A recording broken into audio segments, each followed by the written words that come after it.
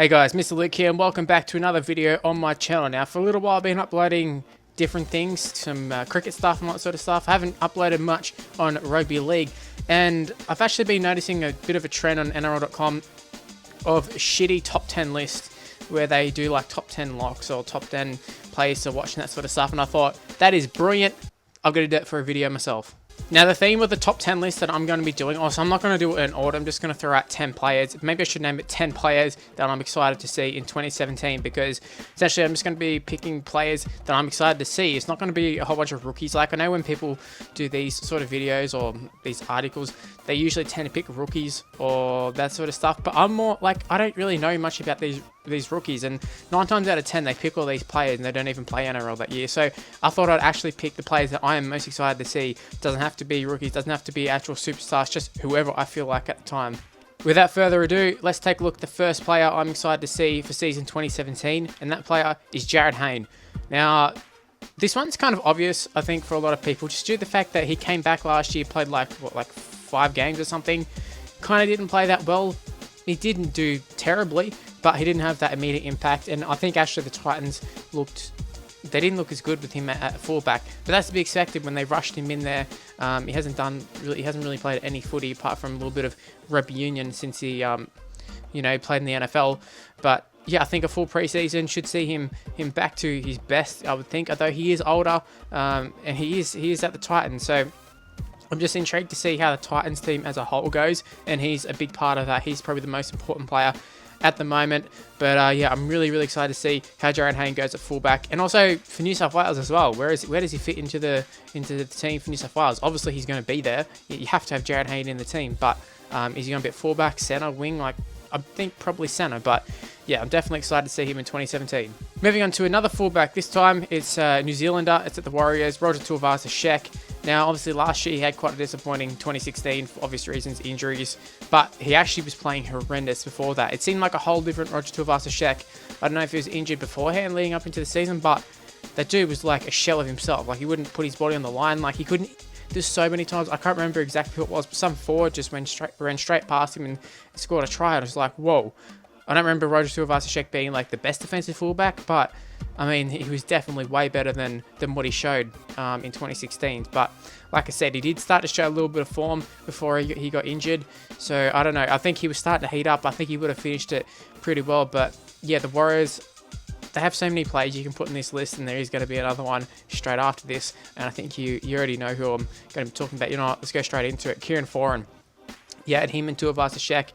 Add in Johnson, Isaac Luke, like that's one hell of a spine. That is the best spine in the comp by quite a long shot, in my opinion. If they all actually fulfill their potential and play to what we know they're capable of, they can all kind of put in little bursts. I mean, Kieran Foran is probably the most consistent out of all of them when he's on the field, obviously, when he's not injured and doing other shit off the field. But yeah, him and Tuivasa-Sheck have shown they can get the job done.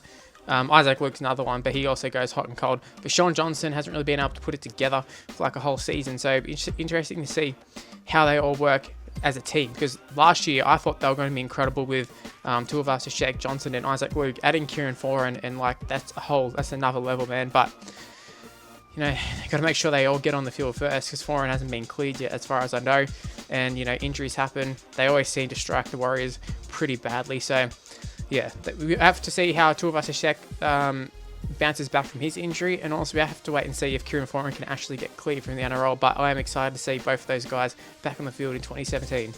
Moving on to a West Tigers player, it's Mitchell Moses. Now, I've been a huge hater of Mitchell Moses, I'm not going to lie.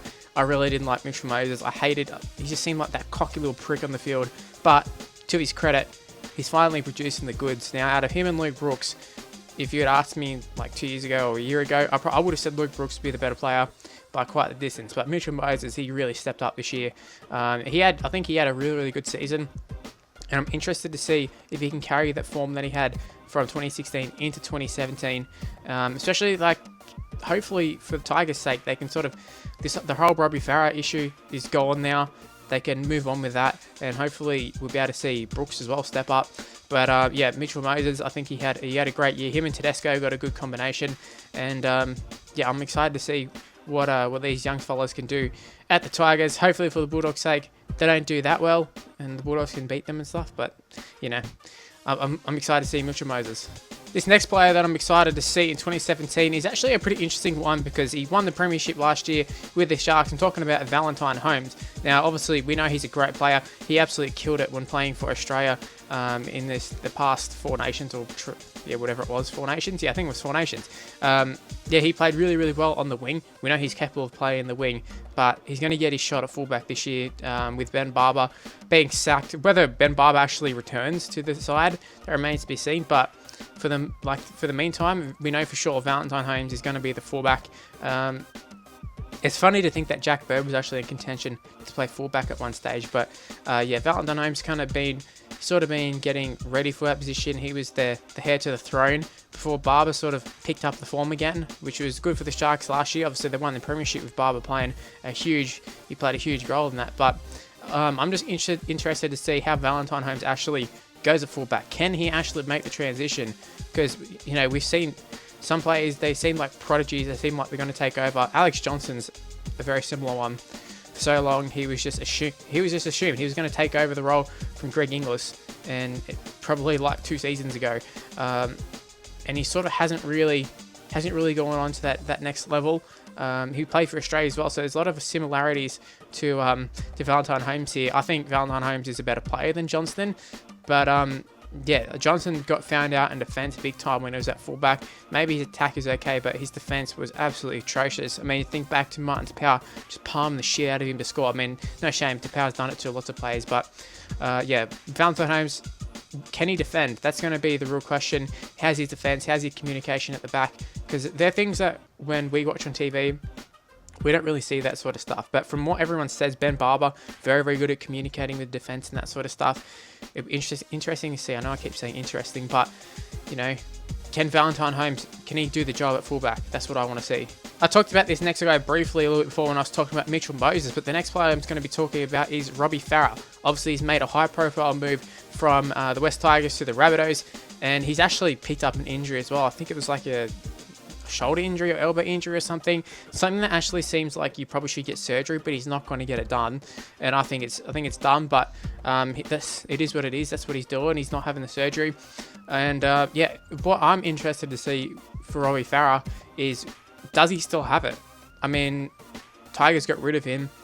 I think probably the right thing to do, to be honest. I think in terms of, they didn't show him any loyalty. Like, let's be honest here. They were shit to Robbie Farah. But in terms of their future, he didn't have a future at their club. They needed to move on from him. And yeah, the Rabbitohs picked him up. I don't really understand why the Rabbitohs have gone for him. They've let go of McInnes. They already had Damien Cook there, who was doing a fantastic job at the back end of the season. But I think Damien Cook he should be a starting hooker in the NRL.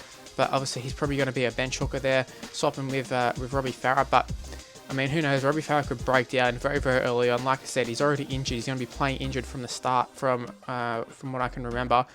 And also, Origin, will Robbie Farah get picked in the New South Wales team? I could almost guarantee he will if he's fit, because Laurie Daly likes to pick and stick with those sort of guys for some reason. But yeah, maybe it's just due to the fact there's no one really knocking the door down to try and take the position from him. But I mean, he's quite old. Like I said, he's injured. He hasn't really played that well as of late. And I mean, surely there's got to be someone. Nathan Pete, someone? I don't know. But yeah, I just want to see how Robbie Farah goes. Whether it be good or bad, I'm excited to see him in 2017. Now, this next player has been under a hell of a lot of pressure, and it's just going to be increased even more this year. The player I'm talking about is Ben Hunt. Now, why he's going to be under even more pressure is because I think he might be off contract at the end of this year. Don't quote me on that one, but that's irrelevant. Like, there's so many rumors about him leaving. Is he going to stay? Is he going to go? Benji Marshall just signed. Obviously, we know Benji Marshall isn't really very good anymore. He's actually quite shit, to be honest. But the fact that he's actually at the club kind of says a lot of things, in my opinion, anyway. Especially you got Nick Arima as well.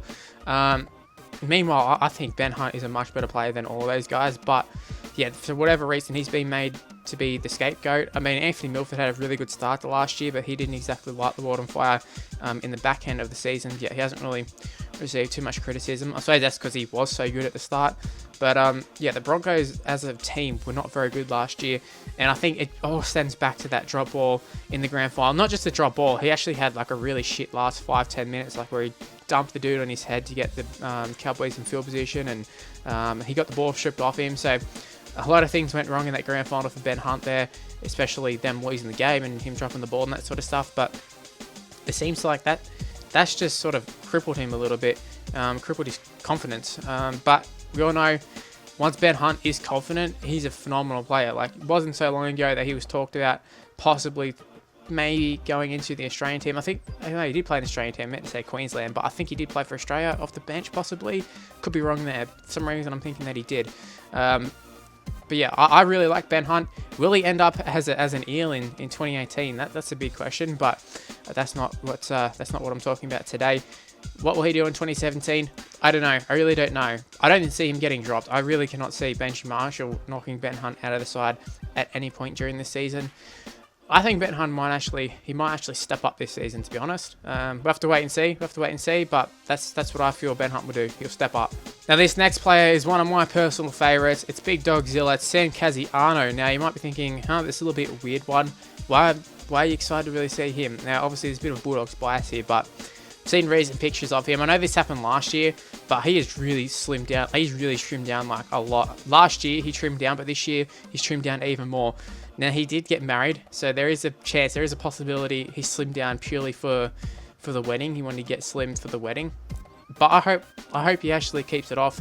I hope we can get a little bit more input out of him. When he comes on it for us, he's game-changing. Like, I really feel our whole game plan last year was stick around, try and stay in the game, and wait for Kasiano to come on and win the game in his 15-20 minute spell, because that's what it seemed like it was happening. In fact, I know that's what was happening because we could see it. Especially, it was very evident when he was suspended in the back end of last season. Like, we looked like total shit without him coming on, making the impact. So yeah, I'll be very interested to see how he goes. Like, you look back to 2012 when that was probably the last season that he was genuinely fit and not like kind of fat, if that makes sense, before he played. I think we can all see that Sam Kasiano has been kind of fat ever since like 2013, because he got injured in 2013, and yeah, since then he's kind of been probably too heavy.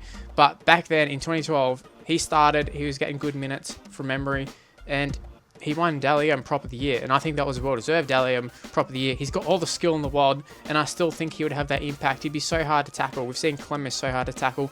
Kasiano's got that little bit more dynamic than Clemmer as well, in terms of he can throw the passes. He can throw those sick passes that, like, he just comes out with some spectacular passes. Sometimes you'd be thinking, man, am I watching like Thurston in a Kasiano's body or what? Like, it's ridiculous sometimes. Obviously, he needs to cut some of the shit out as well. He does drop the ball a little bit too much for my liking, give away too many penalties, but take the good with the bad, and hopefully there's going to be a lot more good this year, just on the up for Sam Kasiano. That's what I'm hoping. The next player had a bit of a rough end to 2016. That player is Corey Norman.